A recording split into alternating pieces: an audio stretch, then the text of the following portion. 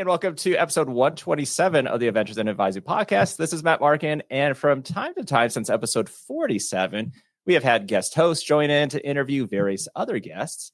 And is that concept going away? No, it's not. I believe having guest hosts adds a different aspect and makes the conversations more lively and relevant. But having said that, one thing I feel this podcast should have back is two permanent hosts.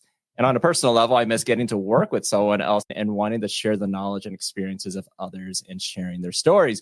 So if you follow the podcast on social media, you already know who the new co-host is. And so I am thrilled to have joining the Adventures in Advising podcast as the newest permanent co-host, Ryan Scheckel from Texas Tech University. Ryan, hello, my friend. Hey, Matt. Good to see you again. It's humbling. It's a good thing to be humbled, and it's also a good thing to be excited. And I think the more we share the fact that we have multiple feelings inside of us, maybe the healthier we can be. Maybe we can have more productive conversations in general. So I am super excited to officially join the podcast. I've always treasured the opportunity to be a guest host and to engage with our friends from around the world around the work that we do with students in academic advising. But making it official and formal comes with a lot of perspective, and I'm super thankful, not just for the opportunity, of course, but as I've said before, the contribution you've made to my life personally and professionally, and to the professional lives of so many people through this podcast. I want to give a big shout out to Colum as an OG. You should always give propers and respect to those who kick things off. It was great seeing him in London at the UKAT conference, and I don't take lightly what it means to be in this spot. Yeah, and Ryan, you mentioned being a multi-time, not only guest to be interviewed, but also a multi-time guest host. And so I think it was just a matter of time, and I'm glad that you agreed to become permanent co-host of the podcast. And I just think back to 2019 as kind of like that special year, how one social media post and a social media comment has turned into what I would say is a great friendship, and also a solid collaborative process that you and I have on various projects. Yeah. And if for anyone who's curious about what Matt's talking about, I think there's an Academic Advising Today article that you can search about that talks about how that all happened. But for any of you who might be listening to this and be like, what are they on about? I'm just going to say it's worth saying yes. It's worth connecting and having the conversation, even if it's with somebody you're only marginally aware of and haven't officially met yet. Whether it's 2019 in Louisville or 2025 on your campus, it's always worth it to take that step closer to close that gap, whatever the gap might be. And you were mentioning UKAT, and that actually is a great transition into our first interview, which has Ann Bingham interviewing David Gray. And Ann and David talked about 10 years of UKAT. This was recorded at the end of day 2 of the UKAT conference in London. And let's go ahead and we'll play that and then come back and chat more about it. Sounds great. Here we are, David. We're at the end of our 10th conference. We are. How does that feel? Amazing. Surprising? I don't know if it's surprising, but... I'll tell you what surprises me is the success we've had in the sector that we're in the climate that we've been in for the last 10 years. Yeah, I think, and especially this conference, because given the climate that we're in, it wasn't going to be a given that a conference would be successful. So to have so many people turn up and to see the passion and the excitement in the room, that's amazing. That was great. And I think it's surprising what we've achieved in 10 years, only because of the time in which we've achieved it. 10 years sounds like a long time, but it's actually not a long time. It's 10 academic cycles. Yeah, we've achieved a lot and had a lot of impact in a very short space of time. And that's the really surprising thing, but a really positive thing. It is positive. It is positive. I'll tell you what surprised me today, David, when Oscar said at that plenary how many people are here for their first conference. Yeah. How did that happen? That's going to be the best growth ever. I was quite surprised because I was at the front looking at the audience at the time, and it was a staggering number of people who were here for the first time. But a lot of the people that I've seen around the conference for the last 2 days are people that I already know, that we've already met with. So I was trying to work out, are these people who've never really connected with the organisation before, or are these people who've been connected with us in some way but never been to the conference before? So I don't know which it is. We of course we've had both, but I'm thinking there's probably a few people who have been engaged with the other things that we do, but just haven't been to the conference. Yeah. And Pete's just told me something really nice as well. So, yeah, our conference chairman has just commented to me at the end how staff from his institution have spoken to him and said, this was a really nice conference. This was really friendly and welcoming, which is the one thing that we often pride ourselves on about the conference. And it's really nice that's echoed again, and we've heard that from other people. So. I heard something today from one of our delegates who said, I've never presented at a conference, but I think I'm going to put something in next year. Good. Because this is such a friendly place to do it. Yeah. And it was lovely because we've been saying that. We are the friendly conference. We are. And it's a great place to cut your teeth in that sense, isn't it? Yeah. I absolutely loved it. I've absolutely loved it. And the sessions, people have been so passionate. You know, we're all tired. Everybody's tired. But they come here and you can see the mood lifting. Yeah. As the day goes on. You know, there are people this afternoon who have come and found me, skipped out to the last session because I had all my meetings in the last session. Have come and found me, and we've had our chats and we've shared connections and things like that. And I said, I'm sorry to be going home because it's gone so quickly. Wow. That's the thing. Conferences do go really quickly. You spend a long time planning them and then they're over very fast. But yeah, they're good. So yeah, 10 years. You got a favourite? Favourite year? A favourite conference, maybe? Favourite conference? Oh, favourite gosh. venue? My favourite venue is the one yet to come. I know some of the places we're going to be hopefully going to in the future, and there's some that I'm quite looking forward to. Yeah, so we've been in London for the last 2 years. Yeah. So it's nice to be going north for next year. I'm so looking forward to Manchester Met. At least now I'll be able to stop Dr. Craig McGill moaning about how weak the beer is down here. Well, maybe we'll be able to take him a little bit further north before long and find him something a bit stronger. Well, Manchester has a fantastic craft beer quarter. So. There you go. So I'll look after him there. Look after him there, yeah. I'm hoping to get Gavin Farber over as well next year. Yeah, Gavin's not actually been to the conference in person. No, he hasn't. He came to our online ones. He did. And I think, favourite conference? That's a hard question. Isn't it? Yeah. Because they've all had something about them. I'm actually really quite proud of what we did during the pandemic. Our festival. Yeah, because it was obviously a very strange time. We had less than a month before to put it together. Yeah. But we got a really good turnout and people were really engaged with it. And those online conferences worked quite well. They did. Do you remember we used Gathertown to do the joint one with LVSR? LVSR, yeah, that was fun. That was fun. I enjoyed that. But what was amazing about that one is we'd done that maze. It was Easter, wasn't it? We'd done the maze. And if you found the egg in the middle, it took you straight to the Eversys site and you could talk to them because they were online. Yeah. And you got a real chocolate egg. And you got a real chocolate egg in the post. Yeah. Land on a virtual egg, get a chocolate egg.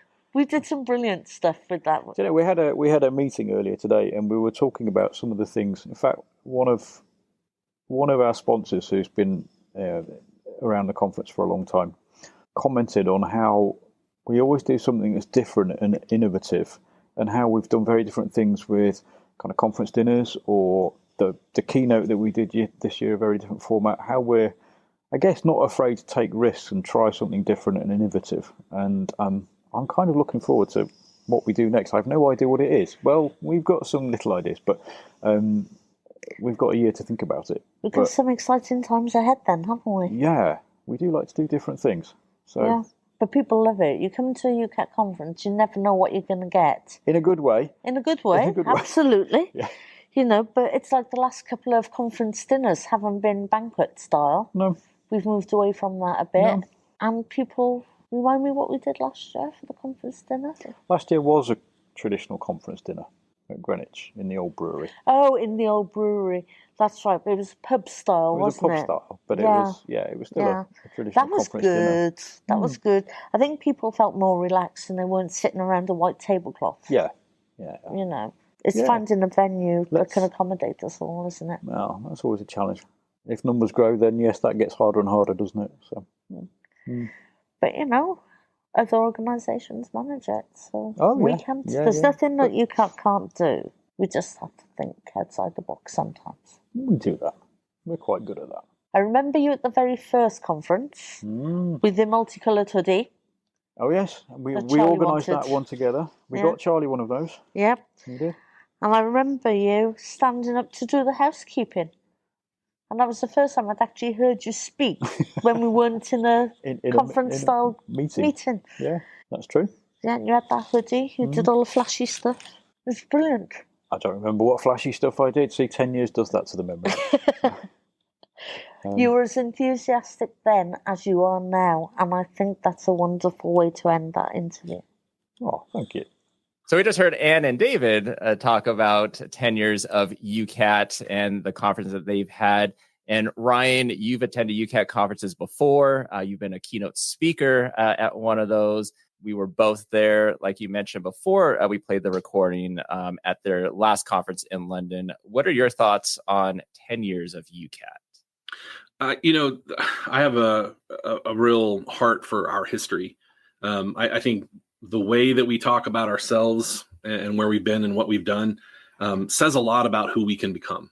And when I think about organizations, these professional groups of educators in this higher ed space, it can't be overstated how important they are. And for better or worse, we as human beings relate to organizations in this trust economy. And when something is new, when something's unfounded or a little less established, we don't maybe value it as much. So it's such a milestone for the organization to sort of, you know, say it's been a decade. We've been at this for a decade. Most people know that the people who are doing advising work, especially in the United States, a decade in position is ancient nearly. And so there's so much institutional memory and professional knowledge that's gained and shared, especially when you have consistent leadership.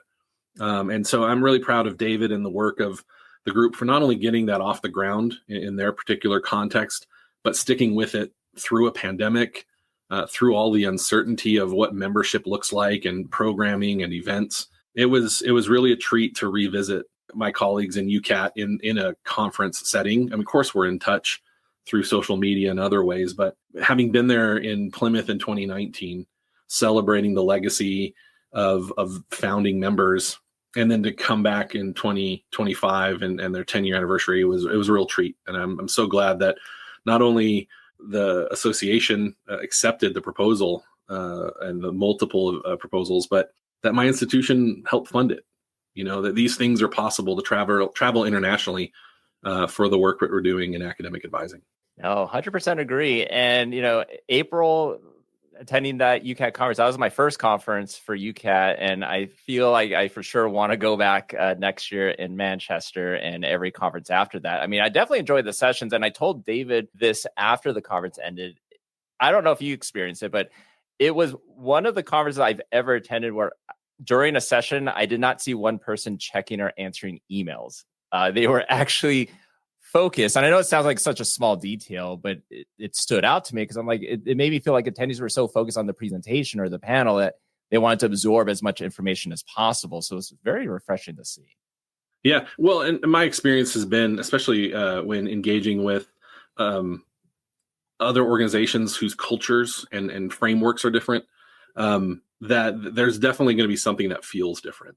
And we're constantly translating the language and the structural differences across the pond when we're in a UK setting. But I'm excited for the future of checking out what else is out there in professional spaces, and how we can carry from our advising communities the benefit to other communities. That's something that this podcast, whether it was intended at the beginning to be the case or not, but carrying that benefit from one community to the next is such an enriching and fulfilling activity. Sure. Hindsight's 2020. Yeah, I'll say that's for sure what the podcast was supposed to do. That's what we were doing from the start. Well, here's so many more UKAT conferences, and I think this is a good transition to our next interview.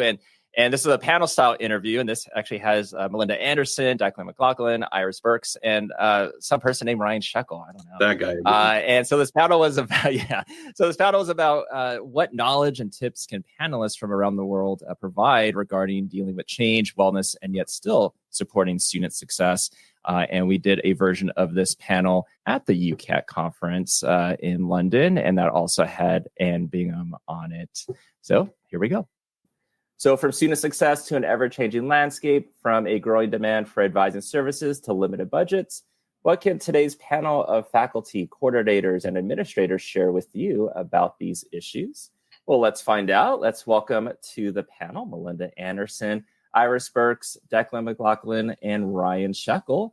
And many of you have been on the podcast before, and for some, it's been a while. So I think let's go down the line and tell us a little bit about yourselves and also where you work and what your responsibilities are. And Melinda, let's start with you. Hi, well, thank you, Matt, so much for hosting us on Adventures in Advising, and just really excited to have this conversation today.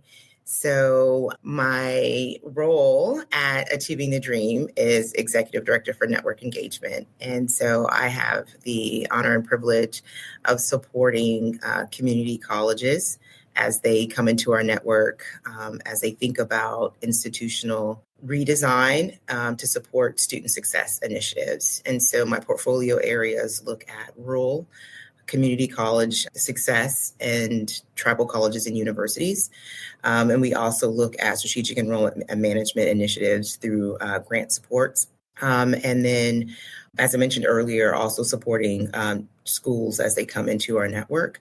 And then we also support student success innovation with grants through Kresge for South African institutions as well. But when I think overall, my background and career really has been looking at student success initiatives either through academic advising, enrollment management supports. So happy to have this conversation today. All right, wonderful. Declan, let's jump to you. Hello, Matt, and hello to all my fellow panelists here. It's nice to see you again. I'm Declan McLaughlin. I'm a senior lecturer education within the Centre for Biomedical Sciences Education in Queen's University Belfast in Northern Ireland. Day to day, I am an anatomist. So my background is in biomedical science, and I moved from there and studied some postgraduate degrees. I have a master's in clinical anatomy and a PhD in cardiovascular physiology. And I've somehow ended up in education, despite being what we would class as a wet lab researcher. So a lot of my background and training is in a laboratory setting. But I kind of found a flair and a love for the education side of things. And victim of circumstance, I always kind of class myself as. I've ended up on the education side of things, the academic side of university life and teaching. And I love it. I haven't looked back since. So as an anatomist, my day-to-day job is working with pretty much healthcare and allied healthcare professionals and trainee students. Medicine, dentistry, biomedical science, human biology. Every now and again, as part of continued professional development, we'll get physiotherapists and occupational therapists, and then practicing clinicians who are coming back to refresh their training. It's maybe some surgical trainees, some general practitioners, physicians, and speech and language therapists. So I kind of do the core teaching side of university with our students, but part of my job, we also run external courses. So I teach everyone I see, kind of where all the bits of their body are, what they do, what they look like, what their job's for. But then I guess as an aside, as part of my role, I am in my center, my education center, an advisor of studies. This is the role that is similar to a personal tutor or academic advisor. We know that it changes depending on where you are in the world. So I'm an advisor of studies. Part of my role is to guide students through the academic rules and regulations of university life. So deciding what module choices are best for them or what kind of their end goal is. Alongside our personal tutors and our other support services, it's kind of making sure that they can get through their educational career. And one of the other things I do then as part of that role from being an advisor of studies, it's kind of an area that I'm interested in. I've shown a bit of interest in, and someone higher up in the university caught word of it. And I am now responsible for the formal training of our advisors within an institutional level. So myself and my colleague Olivia Hamill, we run the Advisors of Studies training. We maybe touch on it later, but we haven't had it for a few years. And it's now kind of getting reestablished, which gives people who have been an advisor for a while an opportunity to refresh all the changes since they've done it last. And importantly, I would argue for all our new advisors that are coming on board, kind of lays the ground of the work and the kind of commitments and things that they'll commonly see coming across their desk. So that's me. Yeah, well, at least that seems to be common across many institutions across the globe. If you know something or you're interested in something and someone finds out. Well, thank you, Declan. Iris, let's go to you. Thank you, Matt, and hello, fellow participants. My name is Iris Burks. I'm the Program Manager of Student Guidance at Maastricht University. I work for our Student Service Center as well as our Teaching and Learning Center. It's a joint initiative, which makes it a very flexible and agile position. I was trained as a neurobiologist, somewhat similar to Declan, came from the biologies.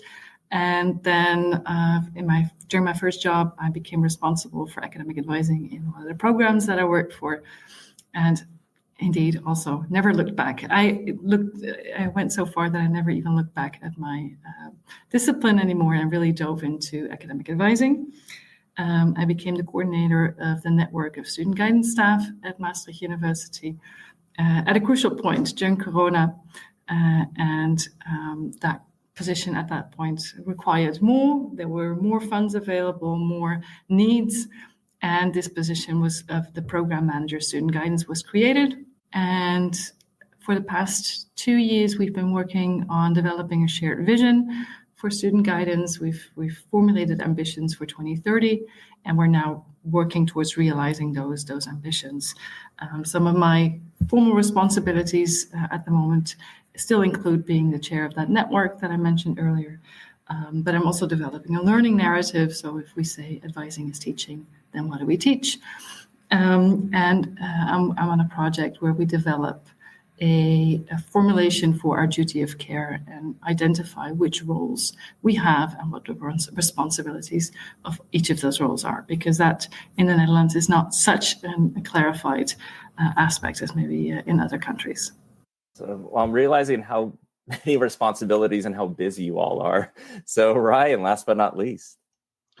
So yeah, I'm at Texas Tech University. My current role is assistant director for pre-professional health careers. So we won't talk too much healthcare.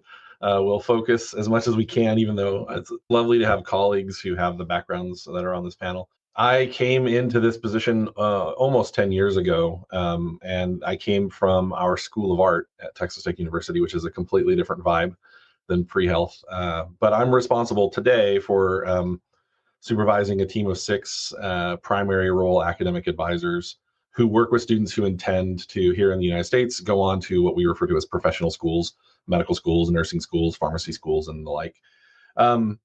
I started in advising all the way back in 2002, working with undecided, undeclared students. After teaching in what is a version of a K-12 public education through the correctional system, I've been in academic advising and sort of identify primarily as an educator who is working as an advising role. But I identified somewhere in the middle of my time in our School of Art that administration, working with a team of advisors, having a kind of different influence on the outcome for students was something that I was interested in professionally. And so fortunately, this position was created. It didn't exist before me. So I get to be the person who sets the agenda, I guess. But along the way, I've picked up a few other responsibilities. We have a medical school access program for low-income Texas residents that I'm the faculty director for. I'm teaching health professions seminar and those sorts of things. And then I'm on our institution's advising council as well, which is going into its third year. And so having a chance to influence the academic advising conversation at an institutional level while being very much embedded in a department. All right, so lots going on. So this question's going to be for everyone, and we'll start with Iris on this one, and then after Iris, whoever wants to jump in after, please do. But what key strategies should institutions, in your opinion, adopt to ensure continued student success in this ever-evolving higher ed landscape? And if you can you share an example of maybe an innovative student support initiative that, whether you've been a part of or know of, that has significantly impacted student success or retention? Thank you, Matt. Yes. Well, I think to start with, the most important thing I wanted to share is make sure that your community, your advisors, your psychologists, everybody who is on board of what you're doing is on board on doing the same thing. So make sure you have a common goal in mind. And we've worked on a shared vision for advising with our entire community. We co-created this, and I've discovered what a wonderful and meaningful experience that was to do this together, and how incredibly knowledgeable our colleagues are, how many ideas there are, and how enriching and empowering it's been to get together and to build this future narrative together. And I would really advise everyone to go on such a journey together. It doesn't need to take 2 years. There's probably shorter routes to imagine, but to take that time and to talk together about what you find important, where you want to go with your program, I would definitely advise as a best strategy. And within that, try to focus on what is the student learning.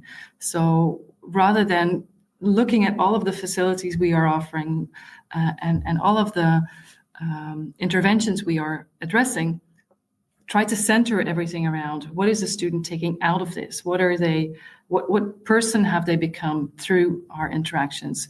What skills have they learned through the advising process that they've gone through? I think those were the most important findings that we've come across in these past years. You know, Iris, I definitely agree that it takes a village to bring everybody together for this work.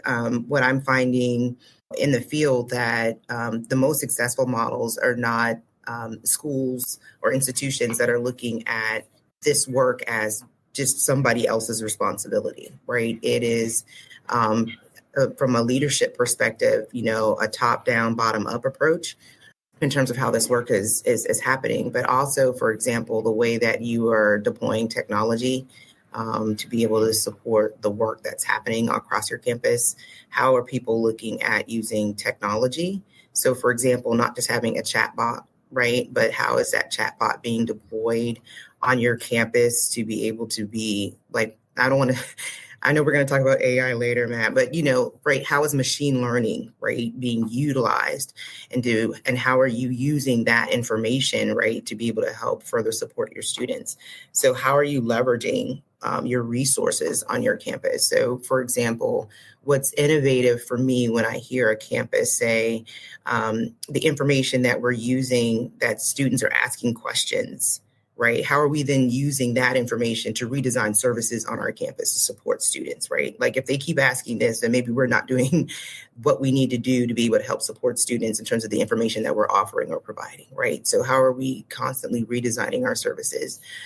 And so when I think about early alert systems, right, how are we redesigning the way that we're using early alert systems to be able to support students that we know need a differential level of support, right? how are we communicating, right? Are we getting better with the way that we're messaging to students on campus about the support services that they need?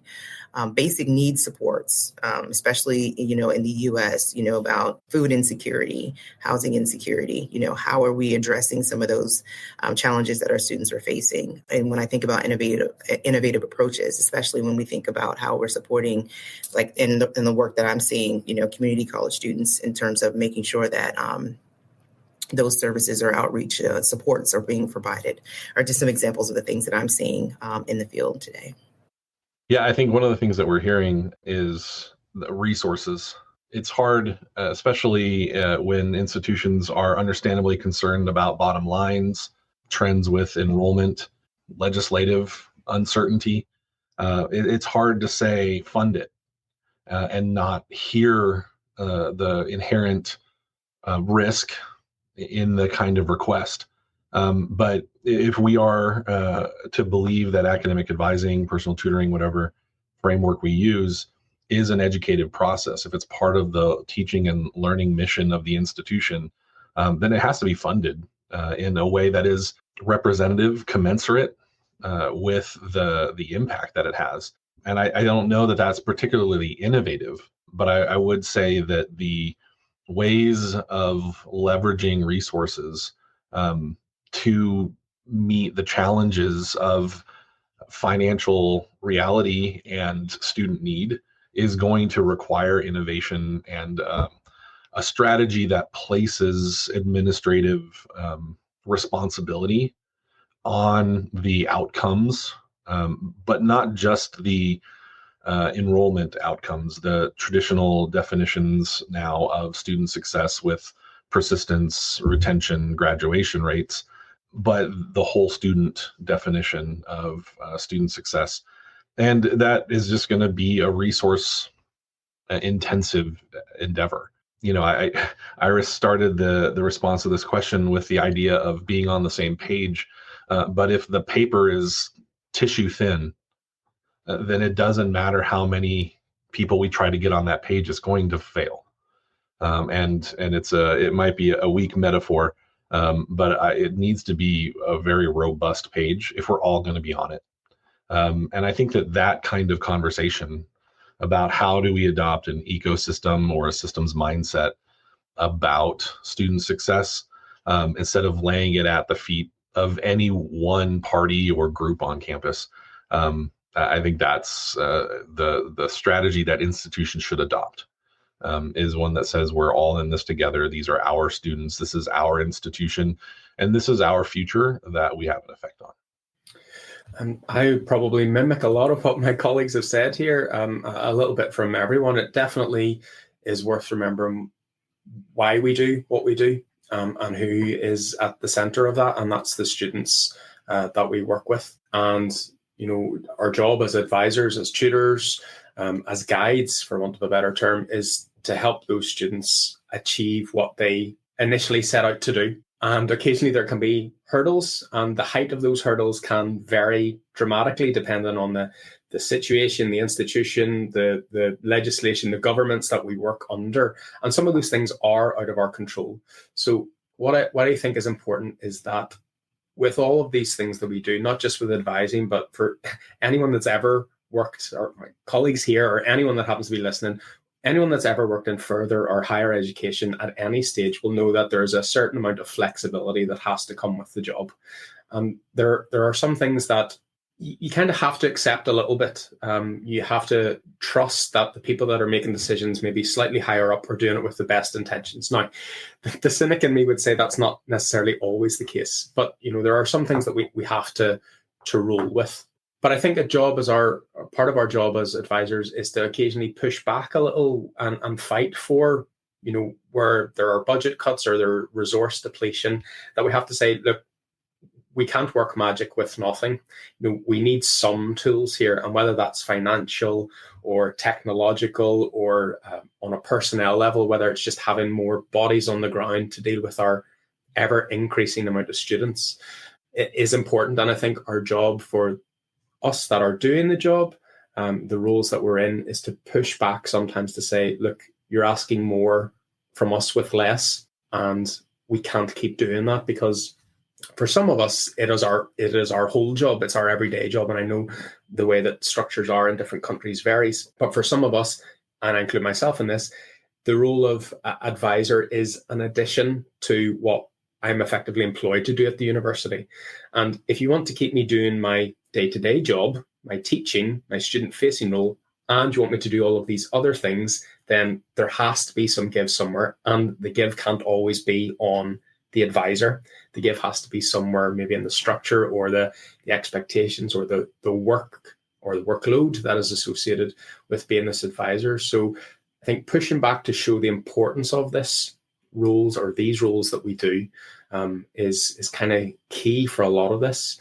And ultimately, at the end of the day, we work with human beings, and human beings have this really annoying and frustrating sometimes ability to kind of just, no matter how many rules and how much you try to fit something inside a box, there will always be that one student or collective students that kind of sit outside it.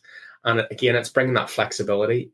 Academic advising is not a one size fits all, even though you might be working with a particular set of students and they're all kind of homogenous and they're all coming from the same background. Even within that background, they are not all the same, and everyone will have different needs and responsibilities. So I'm kind of a firm believer, and we kind of just go with the flow. We work with what we've got at the time, and hopefully the river is leading us somewhere good and not necessarily over the edge of a waterfall. But even then, we roll with that as well, because we know all those kind of anecdotal quotes that, people have gone over Niagara Falls in a water barrel. So it is survivable, but you just have to be ready for a bit of rough and tumble. So that's kind of how I take my approach to what I do. And I like what you said in terms of we can't make the magic, with nothing. But I think Iris's point too about you have so many knowledgeable people at your institutions, and there's all these creative ideas. So it's hopefully we're tapping into a lot of everyone's ideas, and hopefully maybe there's something to implement there. But I think this is a good segue into this next question. And Declan, I'm going to throw this to you, and then anyone else that wants to jump in on this one.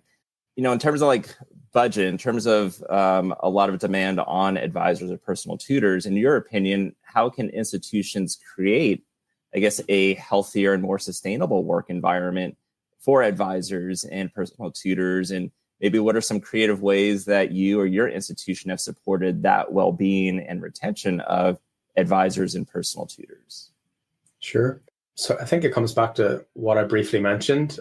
It comes down to the support and the acknowledgement and the recognition of what we as advisors do, and the value and place that has in our wider setting, whether that's institutional or at a regional or a national level. And as with all this kind of sustainable and healthy approach to things, I mean, there's the sustainability of the role itself and its purpose that it sits within our institutions. But then there's that kind of health and well-being of the individuals, whether that's as students, which is kind of, in my book anyway, kind of core of what we do, but also then of the advisors. My grandmother always kind of said, you can't pour from an empty cup. And there is a huge amount of responsibility on ourselves to look after ourselves and our colleagues who are doing the same thing. Because if we're not in a good frame of mind, everyone has a bad day, and that's okay. And there is a place for that. And sometimes students, unfortunately, can be on the receiving end of us just having a groggy Monday and just not firing at our best. But if academic advising can bring huge pressures, and for some people it's very hard to detach that, particularly when you have a relationship, you start to build this camaraderie with your peers or with the students that you look after.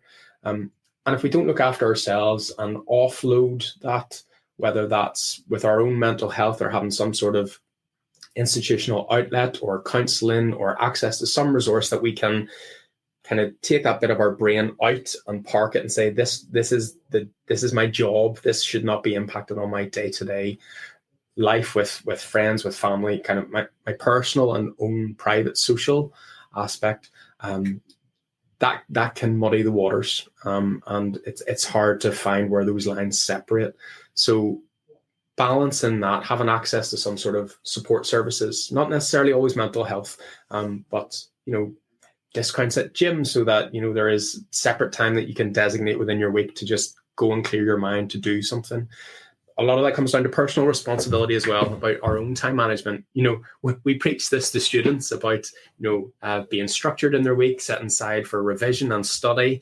But again, if we don't heed our own advice, and I will be the first to admit that, I'm very much sometimes when work is expected of me, I will go into that student mindset and I will leave it to the last possible minute before I have to do it.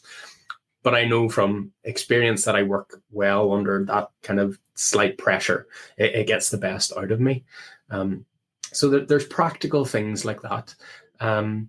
Areas, supportive community, having outlets where advisors can come together. That might be at a local level. Certainly in my centre, we have 3 or 4 kind of advisors. We all look after the same types of students. So we just have informal chats, kind of water cooler chats, tea room chats. But then at institutional levels, maybe some sort of advisor forum or a community of practice or some sort of outlet. And then, of course, when you step that up, it's maybe within regional levels. And I know things like UKAT and UKAT and other kind of higher ed kind of parallel type of organizations have that. So even advisors from the same city in different institutions might come together, and that's a way of kind of offloading. And the more I find from speaking with yourself and peers and other people I've met is that the problems that you think you have at your institution, I guarantee you, other people have them.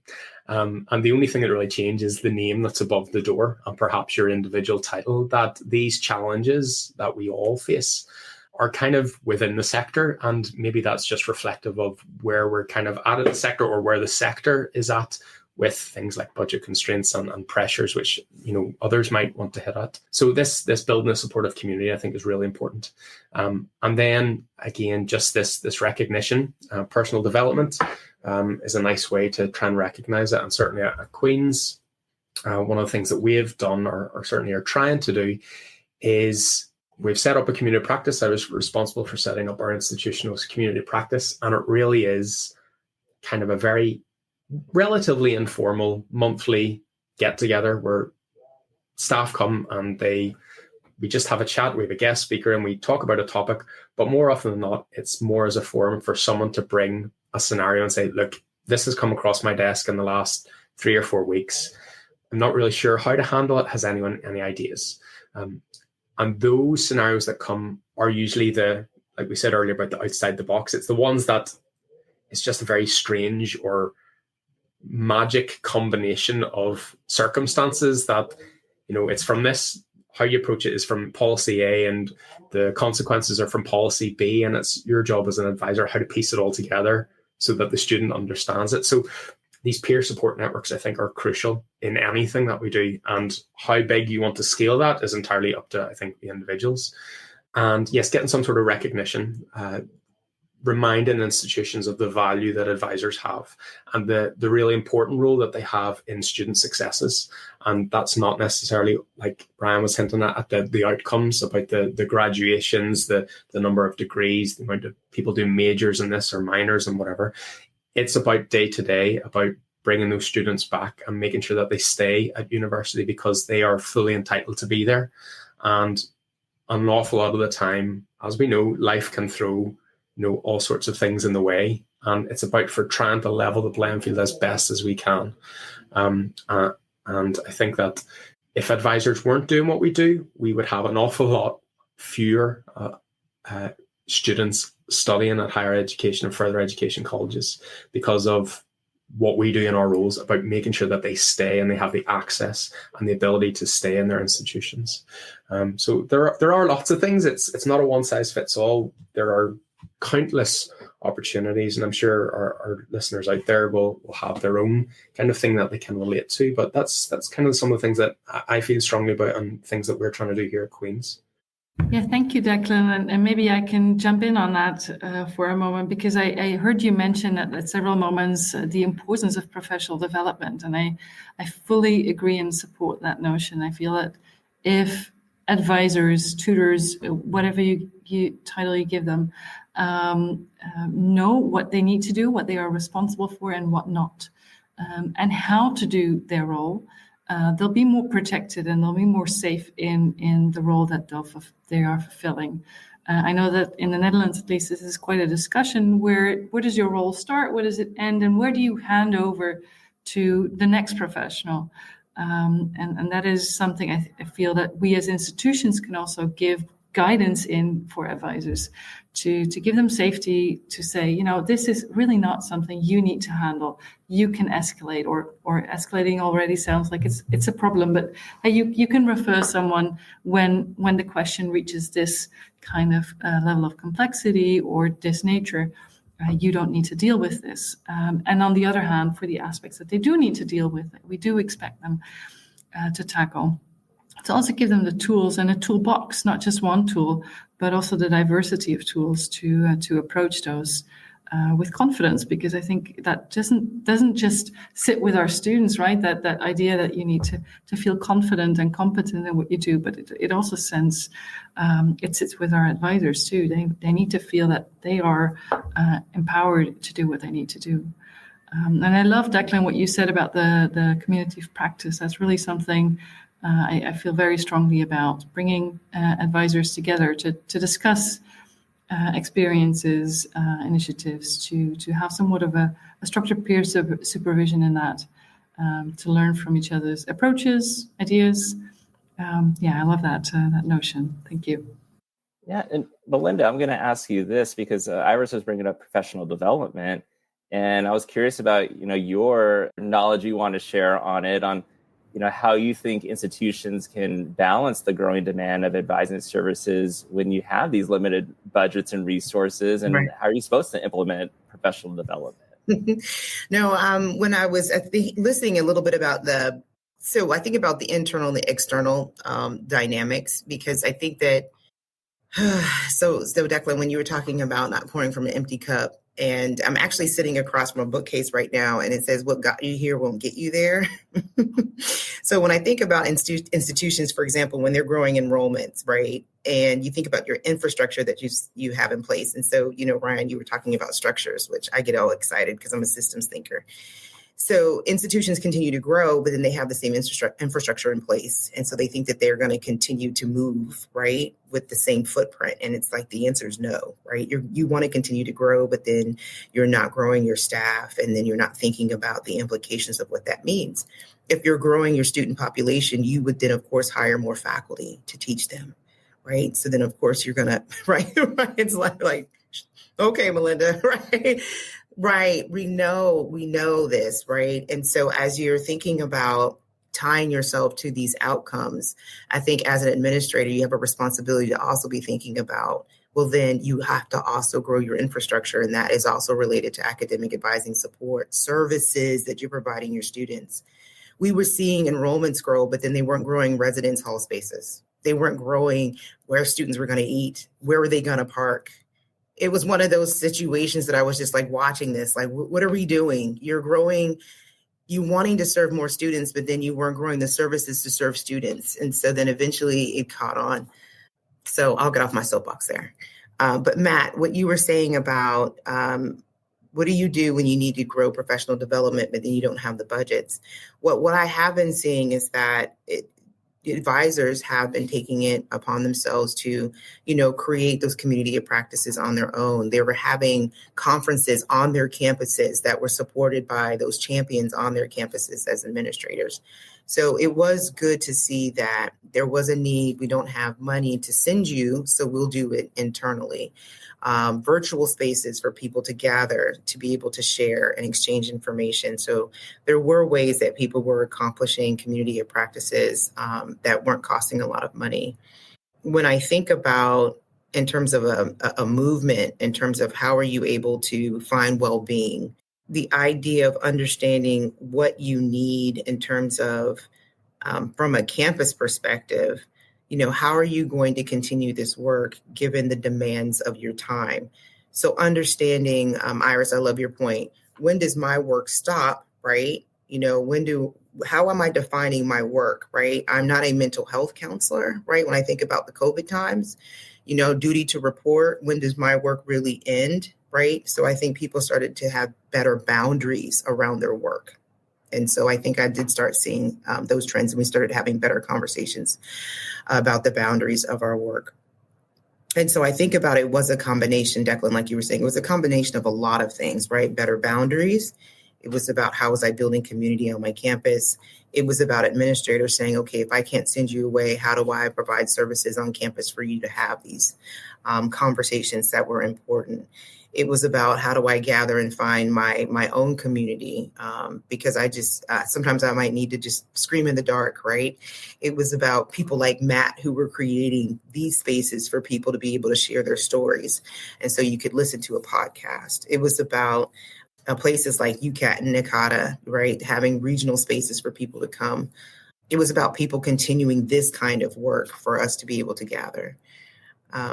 So, I mean, I'm hoping, Matt, that I'm answering your question, but I also wanted to put context because I think about how the world has continued to evolve, right? So we're sitting in different socio-political experiences, and people are still asking the question, how do I continue to find joy in my work, right? Given what it is that I'm currently experiencing. And so I just want to encourage people that this kind of work will still continue for people to still connect and still answer the questions on how do I continue to support my students well, given the pressures and the demands of the work that I'm still experiencing. Because Declan, you're absolutely right. We've got to keep the student in the center, right? People come to school because they want to change their lives, right? And so that is ultimately what it is that we are going to try to continue to do to support our students. Because when they're sitting in front of you, right, that is why they're here. And so that's why we continue to show up, and it's to support our students. But I think this leads in a great transition because, we're hearing terms like change, evolve, technology developing. Well, that leads into AI. And this is going to go to Ryan and also to you, Melinda. What are your concerns, if any, about AI in advising? How can institutions prepare and address these challenges AI is not going anywhere. So how do we use it? Do we not? So what are your thoughts? Well, anyone who's tuned into the podcast knows that I tend to be an early adopter. I tend to lean on my sci-fi geek, and I'm hopeful about what technology can do.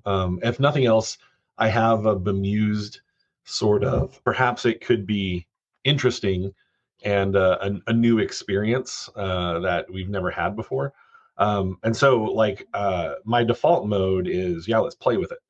Let's figure it out. Let's tinker. Let's test. Anytime my institution over the last 20 plus years I've been advising here implemented a new platform or technology tool or whatever, I was the first person in, clicking all the buttons, never on the agenda with the trainer. Because I was like, I want to see what this does and I want to go there, and breaking things. So I developed a reputation for that, not because I don't trust it, but because I think if you're going to develop trust, you need to know something. And I think following on Melinda's question and the framework of these past few questions about what institutions' responsibility is, I think institutions have a responsibility to operate in a trust economy with their advisors and to not only build and protect, but repair trust. And there's plenty of scholarly work out there on those models, if anyone's curious about how organizations build, protect, and repair trust. But I don't know if you want to think of it as a free radical of AI, the sort of unknown quantity does not initially build trust. And I think that needs to be clear. It's not that the products aren't trying to be trustworthy products. It's that most educators start from a position of not trusting it for various reasons. And we might speak to some of those reasons.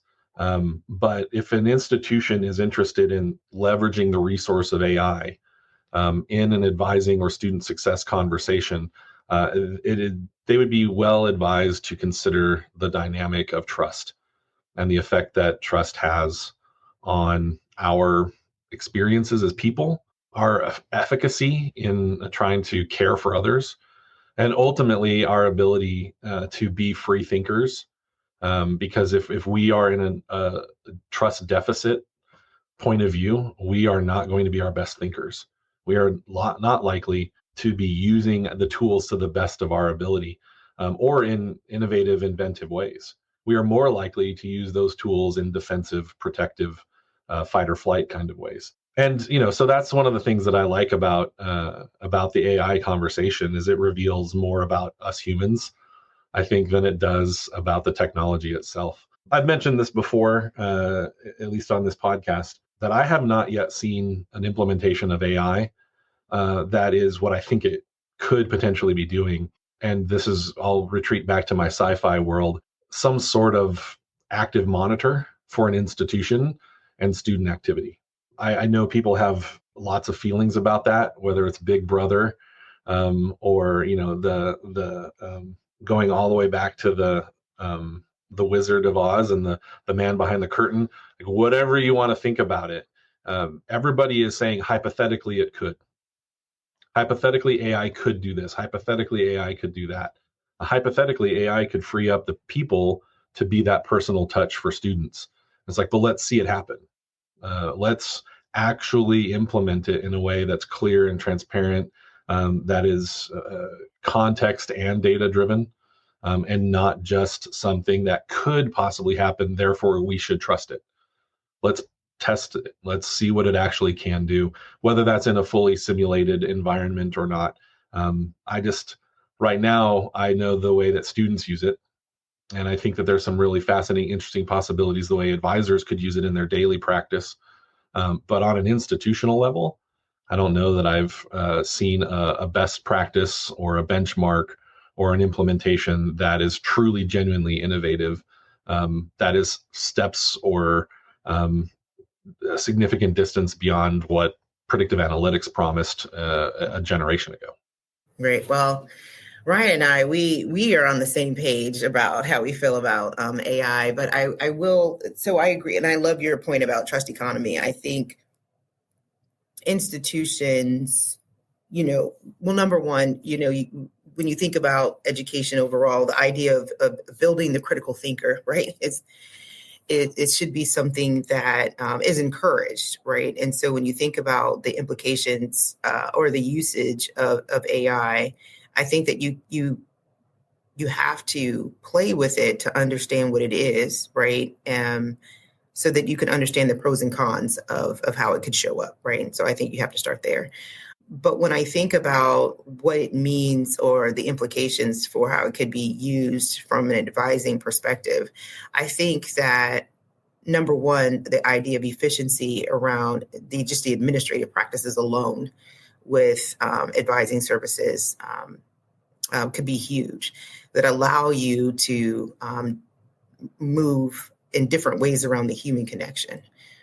So I'm always talking a little bit about, if ChatGPT, for example, could help me strengthen my communications, being able to connect with students differently from that perspective, then I can show up differently, right, when I'm having those human interactions with my students.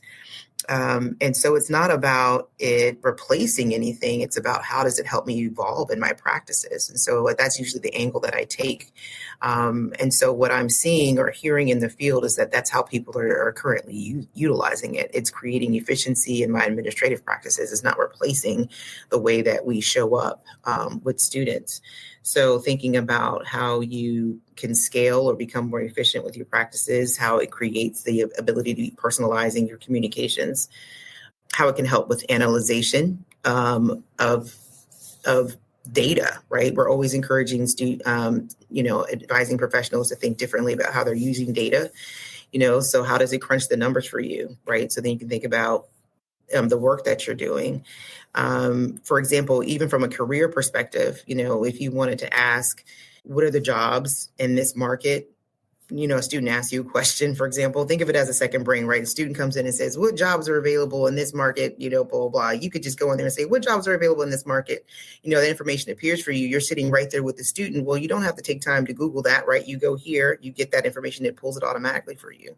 Like, why wouldn't you let that help you how to help your student, right? So when I think about how you can leverage that kind of technology, because, students love to show up and ask questions. I was thinking about, and you're sitting there and you're just like, well, I don't know that. Because, advisors will say, I'll get back to you, right? I'm not going to tell you what's wrong. If I don't know it, I'm going to tell you, I'm going to get back with you with the information. So in that moment, it can pull it right for you. So I think of how it can, how we can use information in that way. So, I agree with Ryan about, let's play with it. Let's understand what the implications are. But when I think about it from an institutional perspective, you're absolutely right. I don't think that there is a best practice yet, but it's not going anywhere, right? So why don't we dive in and think about the pros and cons, talk to each other about how it's showing up in our practices. I most recently came from a conference and it was all over. People were talking about, how does this show up? How do you use it in your administrative practices, in supervision? How are you using it in your communications? How are students utilizing it? How faculty are utilizing it? You don't want to be left behind, right? If your students know more about it in your classroom as a faculty member, how do you, right, then show up for your students? At another conference, what I loved about the speakers that were there, we had one speaker talking about creativity that may be lost. And then we had somebody else who was an AI expert that was talking about nobody owns this yet. So you are free to create. And so what I loved about how those two conversations is that, we have a responsibility to continue to be creative. And then we have a responsibility to create what this will be for us in this space. And so I'm excited about what the future holds because nobody has told us what it's supposed to be yet. So I encourage people like Ryan, play with it. Like, don't let people tell you what they think it is. You tell me what you think it is, right? And let's have that conversation. Now, with that being said, I do have to, I love being devil's advocate. What could go wrong? I'm not so wild in my thoughts that I can't possibly see scenarios where this could go off the rails. But my thing is, but you have to also be able to eliminate that, right? And you can't tell me that if you're not experiencing what it could be for you. So, but my thing is, let's have the conversation. So I'll leave my thoughts there. No, I like how you said, Melinda, that's like, it can be a second brain, especially if students are asking questions and it's like, we don't know. Well, maybe we can use like ChatGPT, for example, and maybe get some sort of answer to share with the student, or maybe it leads them to go into a certain department and maybe we can have a better handoff using AI. But just like anything, always double check that the answer is correct. I mean, Notebook LM through Google, one of the things it has at the bottom of its page is if you use it, it says that it may not be 100% accurate. So for a student, it could be a study buddy for them to use in their study practice. But yeah, it could be a second brain, something to kind of play off of if you're an advisor or administrator, but always double checking that the answer is correct. But yes, I agree to play around with it as well. Yes, because Matt, that's a really good point, because the expert we had on AI had mentioned that what we currently have is already obsolete, right? So these systems are continuing to get better and to improve. And so you're absolutely right. Check your sources, double check your sources, right? For everybody who's been in graduate school, cite your sources. You know what I mean? So for those who are just listening to us, my eyes got really wide. Like, we all know, right, that you have to cite your sources. Where did you get this information from? So as we continue to evolve in this space, we know it's not going anywhere. But just know that everything that we're playing with is probably already old, right? You know how like when you get the iPhone, and you think that you've got the best, it's already old, right? So my thing is, I absolutely agree with you, Matt. You've got to be very careful about what it is and understand what it is that you're doing. Yeah, I agree. So this next question, as we get to the last couple questions, I'm going to throw this one to Iris, and then anyone that wants to jump in and answer, go for it. But if you could implement one significant change in higher education related to your role today, what would it be? Thank you, Matt. And that is such a difficult and beautiful question at the same time. I thought about this for a long time. If I had that magic wand, what would I change? And I think maybe related to my earlier comments about having a shared vision and learning, a focus on learning, I would also say that whatever student guidance initiatives you have, whatever it is that you're trying to do with students, try to do that proactively. preferably formatively, in a way that it really forms the student rather than patching up things after they've run into things. And that should be part of the intended learning objectives of the program that you're working in. It should be embedded in the core of what that program aims to do. Because what we do isn't just patching a student up, we're teaching them fundamental skills, and that should be embedded in the core of the program.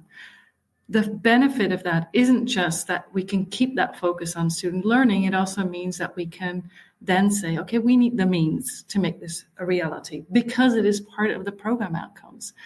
We immediately get a quality control cycle because of it. We become part of the program's audit.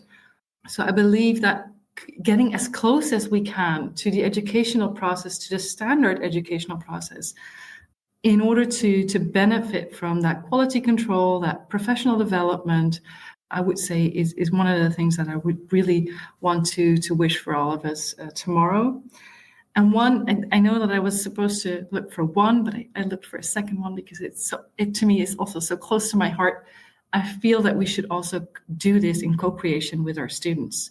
Ryan talked earlier about this trust economy, and I think we should build that trust economy with our students as well. They are they are so knowledgeable about their own learning process, their own future, their interests, and I believe that they can provide such interesting perspectives on what they want to learn, how they want to learn, and we enlist our students, we enroll our students in all sorts of jobs and positions where they can share ideas and co-create with us, and this brings such beautiful, fresh ideas that I would really, that would be a great tip.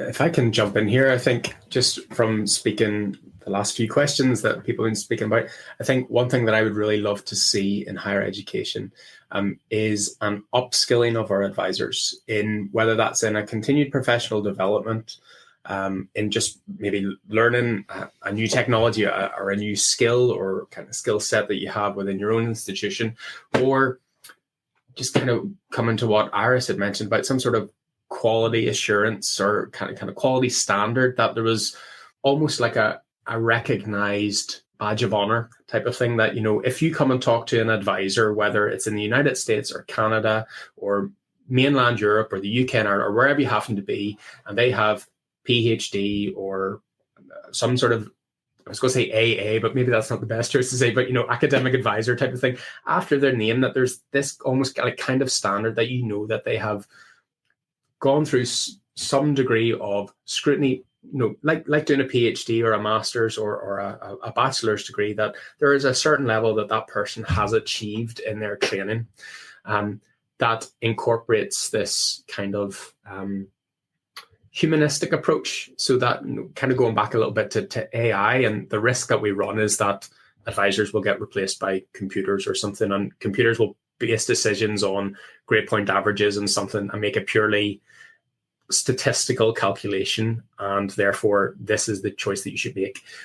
Like I said earlier, we work with human beings, and just because someone is an A-star student or really high achieving, that doesn't mean that they haven't got their challenges that comes with it. And AI sometimes doesn't see that the A-star student is working 3 jobs and is a single parent and is a foster care and volunteers at this particular thing. It doesn't take in that kind of life circumstance as well.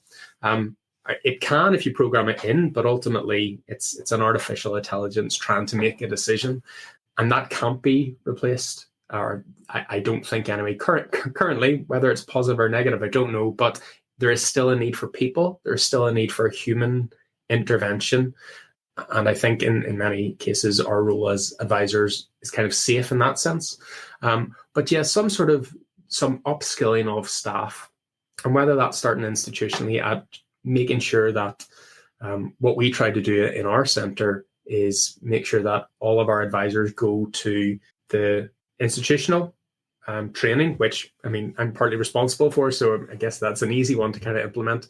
But that we make sure that we also go to healthy relationships training, or EDI or DEI, or kind of variations on that kind of acronym of equality, diversity, inclusion, that you just do a little bit more, so that should a student come to you, you can say, well, I appreciate your circumstances. I personally am not the best, but my colleague who sits next door has done the particular training, and with your permission, we could get them on board or get them to have a chat with you.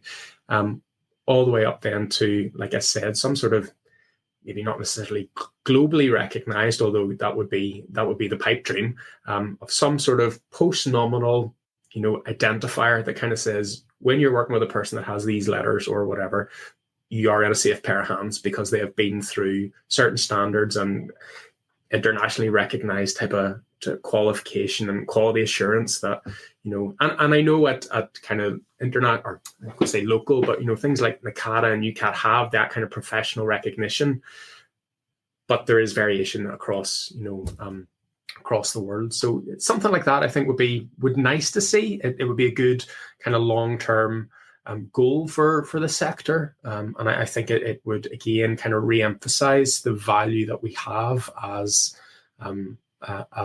practitioners in those roles that we do. Definitely agree with that. I think that would be fantastic goals. Fingers crossed that it happens. But I think this leads right into our last question. This is for everyone. And Melinda, I'll throw it to you first. Anyone that wants to jump in after. But in times of institutions facing major cutbacks, resources, budgets, how do we still find optimism going forward? Yes. How do we find joy in our work? I think, when I was listening to Iris's point about connecting with the student, right? How do we center our work on the student? I oftentimes find myself saying, the value of higher education, the value of education overall, right, lies in the human condition. People want to change their lives. How do we find optimism in this time? When I think about the student walking across the stage for commencement, right, when you see the parents cheering or the student that tears up, right, the student that looks at you and says, because of you, I am, right, and the tears are falling. I think of those moments when you say to yourself, it's worth it, the long nights, thinking about that student, when you're in the classroom and you're supporting that student who might have been struggling, the student who felt overwhelmed. When I think about how do you find joy in your work, I think that you, number one, have to remember that these things are seasons, right? We've been in this work a long time. I mean, when I first, kind of gave my overview of this bio, I've been in higher ed. I started when I was 12. Let me just start there. I've been in higher ed for over 25 years, right? And these things are seasonal, you know what I mean? We have highs and lows. We've been dealing with budgets and cutbacks, enrollment growth for a while. And when I think about how do you find joy and optimism, it is always remembering that things are ebbs and flows. It's always been about the student. Commencement and celebration of the work of the student, the colleagues that are with you and around you, always bring a certain level of lift and light in your life. I'm looking here on all these screens, and we're here to give hope to our colleagues who are continuing to do this work. And so I think about those things in the times when things get hard. The other thing that I think about too, when I think about the value of an education, is how it does change people's lives. The idea of having a degree is not the goal anymore, right? It's the degree that gets you the position or the role or the job, or to get you to graduate school that then gets you the position or the job or the career that creates generational wealth, right? That allows you to take care of your family, right? That continues to move you forward in your life. And I think that sometimes we lose sight of that when we start just talking about retention and persistence. It's not just having the degree in hand, right? It's about the generational wealth that we're trying to create so our families continue to grow strong. And I think sometimes we lose sight of that when we are looking at the numbers of who stayed, right? And I always tell people it's not just that they came back, but what condition did they come back in? right? And it's not just the student who survived, but are they thriving, And so it's like we need to start having different conversations about students. And so when we talk about did they graduate, but graduate to what end, right? And so I think that's what gives me a sense of purpose with this work that we're doing. And so when I think about what makes me optimistic, are we creating better strategies and structures to continue to move this work forward? Are we strengthening our profession? And what are we looking at across the field for promising practices, right? Not best practices, because it depends on our ecosystems and the environments in which we're growing and working in. And I love this conversation right now about international collaboration with personal tutors and advisors. So Declan, I love your point about, are there standards, right, that hold true across the world for the way that we're doing our work? So that when we say that this is who we are in terms of how we support student success, that we have outcomes in the way that we're measuring our work, and we have standards. And so these are the things for me that keep me optimistic, because even though we know that we have work to do, we know that it's good work that matters. So I'm hoping that I'm hitting all those points, because when I think administratively, institutions have a responsibility to their students. I think as professionals, we have a responsibility to the field. But I think at the end of the day, philosophically, when we think about why would you even pursue an education and the value in education, I think that we can't lose sight as to why people pursue degrees and how they do change and transform people's lives. So that's what keeps me optimistic in times like these. Thanks for that, Melinda. Find it kind of inspiring, really. One of the things that I find optimism in, and again from just my own background, I did a lot of volunteer work with kids and young people when I was kind of a student myself.